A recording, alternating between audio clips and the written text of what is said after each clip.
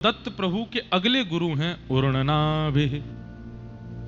उर्णनाभि, उर्णनाभि मतलब मकड़ी। दत्त भगवान के अगली गुरु हैं। यदुवर कहते हैं, यदुराज कहते हैं, बोले महाराज आपने मकड़ी से क्या सीखा?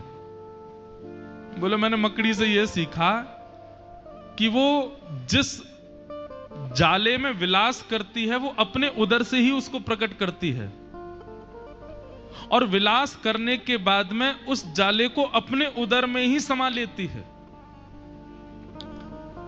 और ये जो गुण है ये किसका है? ये परब्रह्म का गुण है, ये ठाकुर जी का गुण है। ठाकुर जी अपने उदर से सृष्टि प्रकट करते हैं और उसमें विलास करने के बाद उसमें आनंद ले। ठाकुर जी का मनोरंजन है सृष्टि।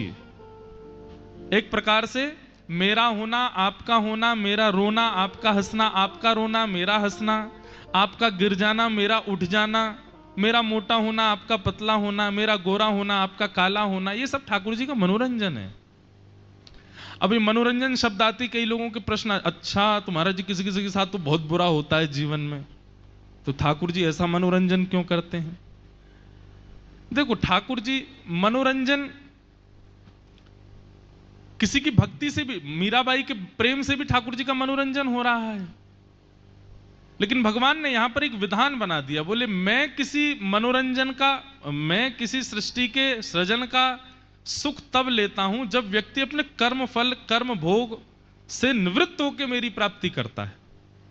जब हम इस संसार में और बंध जाते हैं ठाकुर जी को पीड़ा ही होती है, कष्ट ही होता है। लेकिन जब निवृत्त होते हैं तो ठाकुर जी को तब मनोरंजन होता, तब उनको सुख मिलता है।